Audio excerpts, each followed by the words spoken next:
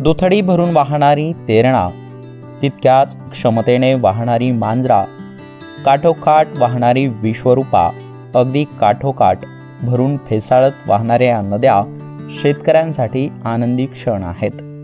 गेल्या 28 तासांपासून धाराशिव जिल्ह्यात सतत संततधार पाऊस पडतोय. त्यामुळे नद्यांना पूर आलाय. ओढे आणि नद्या दुथडी भरून वाहतायत. अनेक प्रकल्प ओसंडून वाहू लागलेत. मानकेश्वर येथील विश्वरूपा नदीचं जे पात्र आहे ते खूप ओव्हरफ्लो झालेलं आहे किंवा भरून चाललेलं आहे.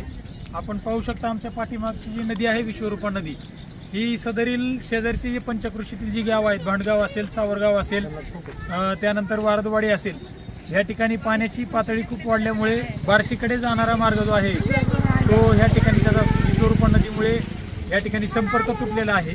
आणि तसेच नागरिकांनी देखील या पाण्यातून जाताना सतर्कता बाळगायला पाहिजे.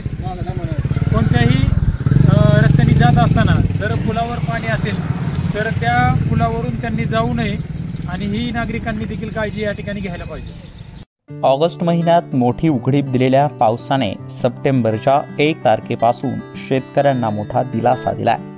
परंतु गेल्या 28 तासांपासून पडणाऱ्या या सततच्या पावसामुळं शेती पिकांचं मोठं नुकसान झालंय. काढणीला आलेला उडीद, मूग या पिकांचं नुकसान झालंय. तर हा पाऊस असाच लागून राहिल्यास काढणीला आलेल्या शेती पिकांचं मात्र मोठं नुकसान होण्याची शक्यता आहे.